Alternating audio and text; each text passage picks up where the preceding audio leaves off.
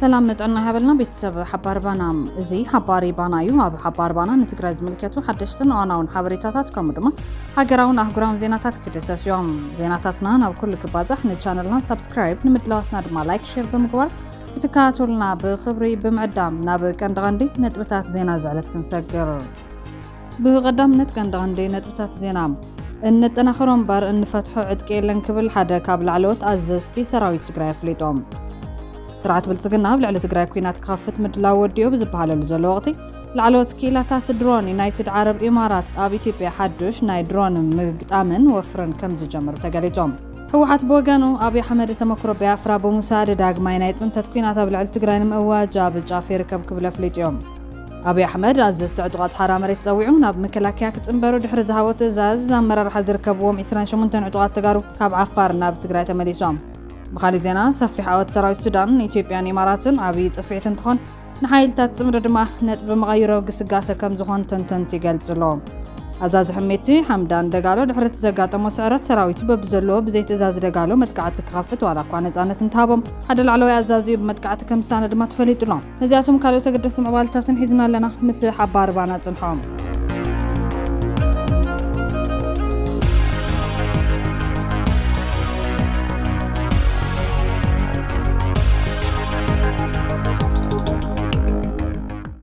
بقدامنت ان تناخرون بار ان فتحو عدكي لنكبل حدا كابل علوت أزستي سراوي تقرأ فليتهم قلنا أب تقرأ زكايد زولو مدرخات الزبط نبهيرو برست سلطنا كوسدو تنحو أبالات سراوي تقرأ نمرغا بغي عملو أب أرمع سرت حمشتك فل سراوي تهافتهم زركبو أبالات سراوي تقرأ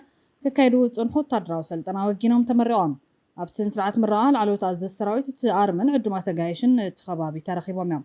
صلاتنا حمد بكي تنان فتحو عدكي لن سراويتنا دما بزتا ممن قمنا يركب كبل وانا زازي هرمي إسران كلتن تقرر لا قبرز قابهر قبر سلامة أحفورهم قليتواب تعاقبت نموزا بجافة لنا قدن دما كنوزعنا كبل ونوسيخ قليتو اللهم حلوف مغاتنا نتوام قاقلت أمن ششو سراويتن تعاتيهم زنور زلات بتاتيسنا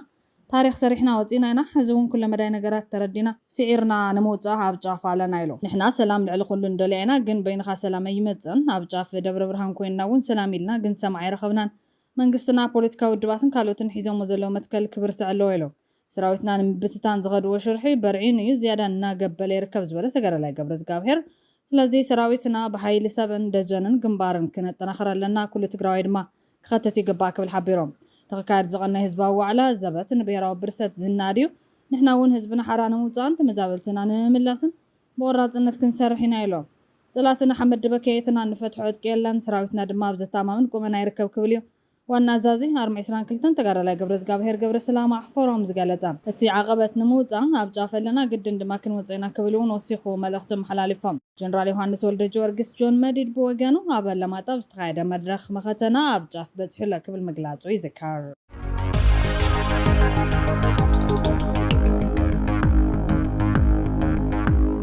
بخالي حبريتا سرعة بلتقنا بلعلة تقرأ كوينات كخفت مدلا وديو بزبالة اللوغتين لعلوت كيلاتات درون يونايتد عرب إمارات آب إثيوبيا حدوش ناي درون مقتامن وفرن كم جمرو تقريتو لهم هوحات بوغانو أبي أحمد تمكرو بيافرا بمساعدة داقماي نايتن تتكوينات آب لعلة تقرأ مواجه بجافي ركب كبلا فليتوم سرحتنياتات حبراتي مريتس عرب آب إثيوبيا وتدراو سرحي درون يكايدو كم زلو زحبرو زبزاوات وزيوم اللو إذا سرحت زبغاندو هاب جيبي حيلاير دورة زيت استمركو سيم توسخون أبار دار أسوسان كل لا وتدرا مدبرات عفارن توسخ مدلات سراويتي كبر كم زلو تعبري سام لحيتهم كما قال نايتي وتدراوي دلون نتنتم أبتبوتا زلو أبالات نايتولو تاقلقلوت نمها باوشتي جبي دبر زيت مسجد كم استسرحة مارتين بلاو تفليت له سرعة بلتقنان عن قطعة طفات وتخاتيبهم بمنقد زخدو أدخرتون حزب تقراي عين تايمن حزب زبال عسينو بتميت رقيفو زبال زينات حقواسهم كوينو تقراي تمغاغيلا سبوانا زي بالله خوينا نبرد كتكون بحقهم يوم تقراي عودة كوينات خوينا قوم بالله كم من برد كم دمنا كتلبس أبي كلو عجندهم استتصحفة يوم تقراي سلام زرحاقة هندان النعرسو زطافة حزبك تكون زسارحو لزلو مدب هنكوتهم زغنو مرحت سرعة بلتقنام حزون تقراي كم بيافراك تكون يدالي ترح زي كونس عويلم يزاربو مزرابهم ترح زي كونس تلم طفاتهم بتهم في تورا روخينات بيافرا خوينم أبي مهلاق لعلي 2 مليون دق بيافرا بعل دم زغنو أوليسوغون أباسانجوم أبي جنبار أبي أحمد يعيس زبلون مخرج عم نقد طفاتهم كبرين تكبارهم بمحزنة تستقبلون مخانم ቁልዕ ሓቂ ኮይኑላ ስርዓት ኣብይ ኣሕመድ ንሱ ብዝወጠኖ ማሕንቆ ቢያፍራ ትግራይን ህዝቢ ትግራይን ከይህልው እንትሰርሕ ሕዚ ኣብ ትግራይ ዘሎ ዕፅዋ ኣኽሪሩ ነብሲ ወከፍ ጎረሮ ትግራዋይ ክሓንቕ እንትትብገስ ብደው ዓይኑ እናረኣየ ክፀነት ንሶም ኣብ ዝፈሓርዎ ጉድጓድ ፅንተት ዓይኑ እናረኣየ ከኣቱ ዘይደሊ ህዝቢ ትግራይ ድማ በቃ ኢሉ ትግራይ ከም ቢያፍራ ክትከውን ዝተፈሓሰ ገመድ ክበትኽ ንሃልዋቱን ድሕነቱን ብሄራዊ ክብሩን ላዕላውነቱን ክብል ንመኸተ ክላዓል ግድን ኣብ ዝኾነሉ ህሞት ይርከብ ኢትዮጵያ ንዘመናት ዘሳቀያ ፖለቲካዊ ምሰሓባት ብሰላማዊ መንገዲ ንምፍታሕ ብመንግስቲ ዝተፀዋዕ ሃገራዊ ዘተ ተካይደላ ይኹን እምበር እቲ ሃገር ካብቲ ንዓሰርታት ዓመታት ዝቐፀለ ዓንኬል ወግን ፖለቲካዊ ዓመፅን ወፂኣ ነባሪ ሰላም ኣብ ምርግጋፅ ገና ከቢድ ብድሆታት ይገጥማ ምህላው ይግለጽ እዮም መንግስቲ ኣብይ ኣሕመድ ዘካይዱ ዘሎ ሃገራዊ ዘተ ነዚ ዝተሓላለኸ ፀገማት ንምፍታሕ ዝዓለመ ምዃኑ ይዝገለጽ ይኹን እምበር እቲ ዘተ ካብ ፈለምኡ ናይ እሙናት ፀገም የጋጥሞ ኣሎ ከም ኦነግን ፌደራላዊ ኮንግረስ ኦሮሞን ዝኣመሰሉ ሓያላት ተቃወምቲ ውድባት መንግስቲ ፖለቲካዊ ባይታ ከም ዘፅበቦ ኣባላቶም ከም ዝእሰሩን ኣብያተ ፅሕፈቶም ከም ዝዕፀውን ብምጥቃስ ካብቲ መስርሕ በኺሮም ኣለዎም ብዘይካዚ ኣብ ክልል ኣምሓራን ኦሮምያን ዝካየድ ዘሎ ቀፃሊ ውግእ ነቲ ብሓደ ኢድካ ቃታ እናስሓብካ ብካሊእ ኢድካ ዘተ ምፅዋዕ ዝብል ኣገባብ መንግስቲ ኣብ ትሕትሕቶ ምልክት ኣእትይዎ ኣሎ መንግስቲ ክልል ትግራይ ብወገኑ ኣብ ዘውፅኦ መግለፂ ነቲ ብኮሚሽን ሃገራዊ ዘተ ዝካየድ ዘሎ መስርሕ ሕጋውነት ዘይብሉ ክብል ብምንፃግ ስምምዕ ሰላም ፕሪቶርያ ብምሉእነት ዘይምትግባሩን ነቲ ኮሚሽን ብመንግስቲ ዝተዓብለለ ምዃኑ ከሲሶም እዚ ድማ እቲ ዘተ ንኩሎም ወገናት ዘሳትፍን ብሓቂ ናፃን ክኸውን ከም ዝግባእ ብዙሓት ዝምግትሉ ነጥቢ ኮይኑ ኣሎ ሕወሓት ብወገኑ ትማሊ ኣማስያ ኣብ ዘውፅኦ ሰሙናዊ መግለፂ ኣብይ ኣሕመድ ተመክሮ ቢያፍራ ብምውሳድ ዳግማይ ናይ ፅንተት ኩናት ኣብ ልዕሊ ትግራይ ንምእዋጅ ኣብ ጫፍ ይርከብ ክብል ኣፍሊጦም ኣብ ሕሉፍ ተግባሩ ዘይመሃር ጆኖሳይዳዊ ስርዓት ብልፅግና ኣብ ዝቕንያት ኣብ ልዕሊ ህዝብናን ዓቕምታት መኸተን ሰፊሕ ወፍሪ ካይደሎም እዚ ወፍሪ ኣካለት ህዝቢ ትግራይ ዘይሰብኣዊ ምስሊ ኣላቢስካ ጆኖሳይድ ንምፍፃም ዝግበር ምልዓሊ ዝበለ መግለፂ ሕወሓት ካብዚ ሓሊፉ እውን ህዝቢ ትግራይ ንምፅናት ኣብ ዓለም ዘለዉ ኩሎም ናይ ጆኖሳይድ ተመክሮታት ዝቕምር ዘሎ ስርዓት ብልፅግና ነቲ ኣብ ልዕሊ ህዝብና ዝፍፅሞ ዘሎ ተግባር ንምጥንኻር ካብ ቢያፍራ ተመክሮ ምውሳድ ተፀሚዱ ይርከብ ኢሎም መራሕቲ ዓለም ለኻዊ ሕግን ሰብኣውነትን ዘይግዛእ ጆኖሳይዳዊ ስርዓት ዝኾነ ኣብይ ኣሕመድ ካብ ኦባሳንጆ ተመክሮ ቢያፍራ ከም ዝወሰደ ብዕሊ ዝገለጸ ኮይኖም ኣብቲ ብጉልባብ ሃገራዊ ምክክር ካድረታቱ ኣኪቡ ዕድመ ስልጣን ንምንዋሕን ውልቀ ምልክነቱ ንምጥንኻርን ዘካየደ ዘሎ ኣኼባ እውን ከይዲ መንበርካኽን ምስኳንን ቃልሲ ቢያፍራ ብምቕራብ ንሕቶ ህዝብታት ብሓይሊ ንምጭፍላቕን ንምንብርካኽን ዘለዎ ባህጊ ብግልፂ ኣርእዩ ኢሉ ኣብ መግለፂኡ ውድብ ሕወሓት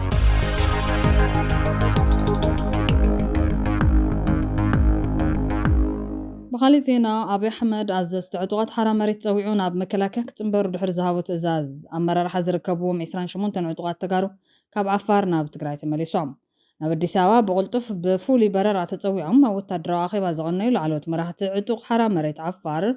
ቀዳም ምሸት ኣኼቦም ዛዚሞም ሰንበት ንጎ ናብ ዓፋር ከም ዝተመለሱ ፍልፍላት ንሓቢሮም ክንብል ትማሊ ኣብ ስራሕናዮ ፀብፃብ ምሕባርና ይዝካር እቶም ዕጡቓት ናብ ሰራዊት ብልፅግና ብዕሊ ክፅምበሩ ምዃኖምን ኦርኔል ናይቶም ዕጡቓት ብቋንቋ ኣምሓርኛ ከም ዝተመልአን ዝተረኸበ ዶኩመንት ዝመላኸተ ኮይኑ ማዕረግ ኩሎም መራሕትን ታሕተዎት ዕጡቓትን ግን ባዶ ከም ዝገደፉ ኣብቲ ዶኩመንት ከም ዝረአ እዩ ተገሊጹ ነይሩ ቀዳም ምሸት ኣኼቦም ዝዛዘሙ ኩሎም ኣባላት መሪሕነት ሰንበት ንጎ ናብ ዓፋር በረራ ከም ዝገበሩ ተፈሊጡ እዮም ብልፅግና ኣብ ቀረባ መዓልትታት ክጅምሮ እዩ ኣብ ዝብሎ ዘሎ ወራር ዕጡቓት ዓፋር ናብ ሰራዊት ክፅምብሮም ስምምዕ ከም ዘሎ ካብቶም ተሳተፍቲ ኣመራርሓ ዝረኸብኒ ሓበሬታ ኣሎ ድሕሪ እዛ ኣመራርሓ ሬጅመንትን ሃይለን ዝርከብዎም 28 ዕጡቓት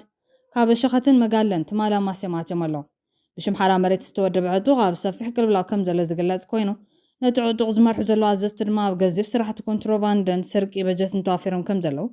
ካብቶም ዕጡቓት ዝወፁ ኣዘዝቲ ኮነ ተራ ኣባላት ዝህብዎ ምስክርነት የመላኸት መራሕቲ ዕጡቕ ጉጅለ ኣብ ክልተ ጉጅለ ተኸፊሎም ከም ዘለው ዝሕብሩ ምንጭታትና ፍርቁ ብኸባቢ ፍርቁ ብጥቕምን ስልጣንን ተኸፊሉ ይብሎም ኣብ መሪሕነት ዘይምትእማን ሰፊሑ ከም ዘሎን በዚ ምኽንያት ናብ ትግራይ ዝመለሱ ኣባላት በዝሒ ቁፅሮም በብዋኑ ይብርኽ ምህላውን ይሕባር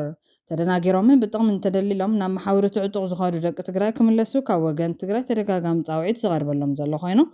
ብፍላይ ድማ ኣብ ዓፋር ዘለው ታሕተዎት ኣባላት ዕጡቕ ቀዳም ምሸት ኣማስዩ ነቲ ናብ መከላከያ ክትፅምበሩ ኢኹም ዝብል ትእዛዝ ኣብይ ኣሕመድ ከም ዝበፅሖምን ከም ዝተሻቐሉን ምንጭታትና ይሕብሮም ህዝብን መንግስትን ትግራይ ብተደጋጋሚ ብዝገብሮ ፃውዒትን ለብዋን ብርክት ዝበሉ ዕጡቓት ነቲ ኩነታት ብምግንዛብ ናብ ትግራይ ይኣትዉ ከም ዘለዎ ይፍለጥ እዮም ሕዚ እውን ዝተረፉ ዕጡቓት መሳርሕቲ ጆኖሳይደር መንግስቲ ኦህዴድ ከይኾኑ ናብ ዓዶም ቀልጢፎም ክኣትዉ ካብ ትግራይ ዝስማዕ ተደጋጋሚ ፃውዒት ኣሎም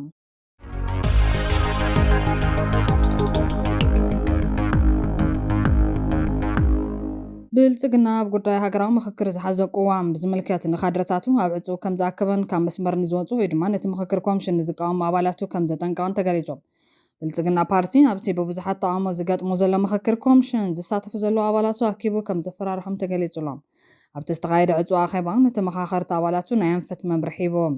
ብልጽግና ፓርቲ ክልተን ከተማታት ኣዲስ ኣበባን ድሬዳዋን ኣካል ፌደራል ክኾና ከም ዝደልን ከም ዝድግፍን ኣፍሊጡ እዮም።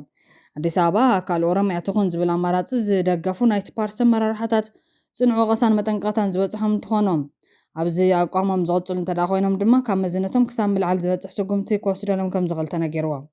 ኣብቲ ሃገር ምህናፅ ዝብል ኣጀንዳ ናይ ኢትዮጵያ ሰንደቕ ዓላማ ሕብርታቱን ኣርሞን ብሄራዊ መዝሙሩን በዓላቱን ብዝምልከት ዝተፈላለዩ ሓሳባት ቀሪቦም እዮም።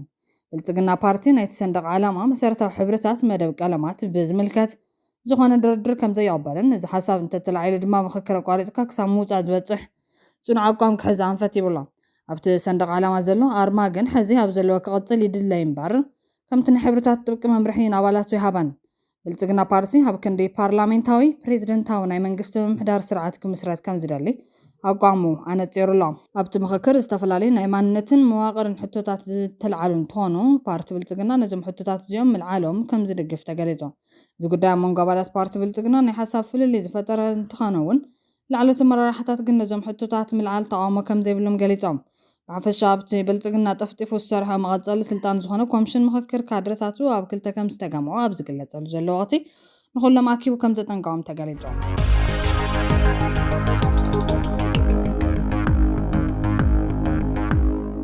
ሰፊሕ ዓወት ሰራዊት ሱዳን ንኢትዮጵያን ኢማራትን ዓብይ ጽፍዒት እንትኾን ሓይልታት ጽምዶ ድማ ነጥቦም መቐየሮም ክስጋሰ ከም ዝኾን ተንተንቲ ይገልጹሎም። ኣዛዚ ሕሜቲ ሓምዳን ደጋሎ ድሕሪ ዘጋጠሞ ስዕረት ሰራዊቱ በብዘለዎ ብዘይ ትእዛዝ ደጋሎ መጥቃዕቲ ክኸፍቱ ዋላ እኳ ነፃነት እንተሃቦ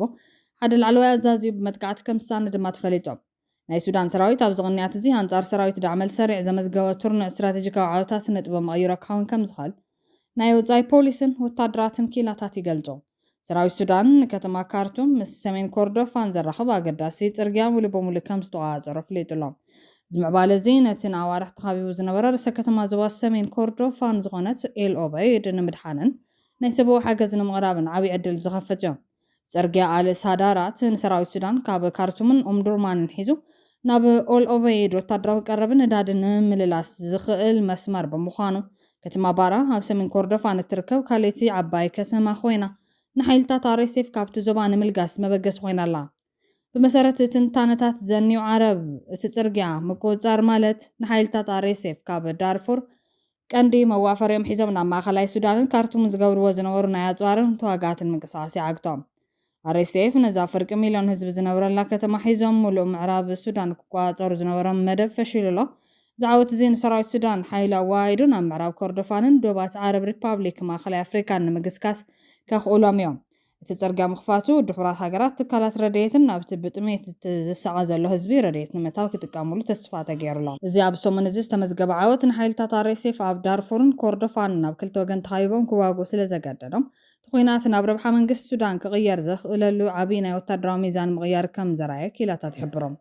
ላዕለዋይ ኣዛዚ ሰራዊት ሕሜቲ ንኣዘዝቲ ሰራዊቱ በብዘለዎ መጥቃዕቲ ክኸፍቱ ዋላ እኳ ትእዛዝ እንተሃቦም ሓደ ላዕለዋይ ኣዛዚኡ ብመጥቃዕቲ ከም ዝሳነ ተገሊፆም።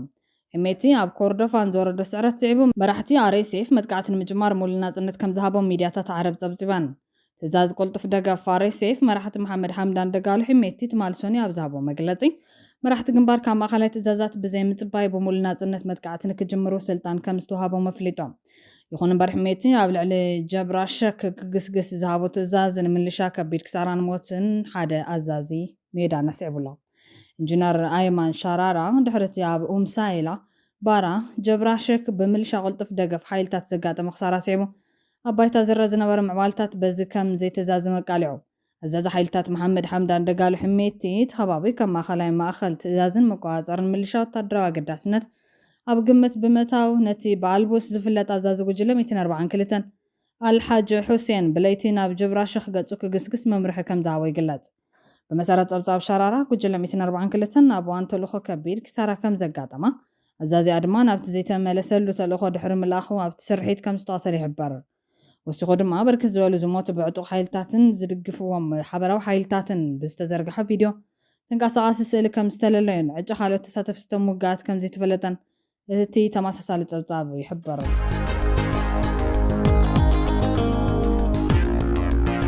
ፍትዋትን ክብራትን ቤተሰብ ሓባር ባና ነዚ ዕለት ዝሓዝናዮም ሓበሬታታት ኣብዚ ከንቢትና ኣለና ንቻናልና ሰብስክራይብ ምድላዋትና ድማ ላይክ ሼር ብምግባር ቤተሰብ ሓባር ባና ይኹኑ ሰላም